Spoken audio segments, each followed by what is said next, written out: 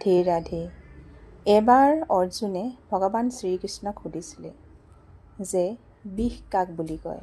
তেতিয়া ভগৱান শ্ৰীকৃষ্ণই ইমান ধুনীয়াকৈ উত্তৰ দিলে যে যি বস্তু লগাতকৈ বেছি হয় তাকে বিষ বুলি কোৱা হয়।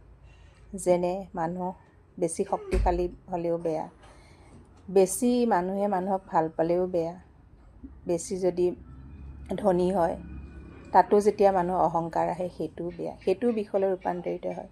বেছি যদি প্ৰেম হয় সেইটোও বেয়া, বেছি যদি ঘৃণা হয় সেইটোও বেয়া, বেছি যদি অভিমান হয় সেইটোও বেয়া, আৰু বেছি যদি অলস বা এলেহুৱা হয় সেইটোও বেয়া। সেইকাৰণে ভগৱানে কি কৰে, মানুহ এটাক দি চায় সেই মানুহজনে ল'ব পাৰিবনে নোৱাৰে। কিছুমান মানুহ আপোনালোকে চাবচোন, যেতিয়া ধনী হৈ যায় অহংকাৰ বাঢ়ি যায়, যেতিয়া প্ৰেম কোনোবাই কাৰোবাক কৰে তাতো অহংকাৰ বাঢ়ি যায়, কিন্তু তেতিয়া ভগৱানে কি কৰে, আকৌ কাঢ়ি লৈ যায়। মানে দি চাই তেওঁ ল'ব পাৰে নে নোৱাৰে, সেই কাঢ়ি নিয়াৰ অধিকাৰ অকল ভগৱানৰহে আছে। জয় শ্ৰীৰাম, জয় হনুমান।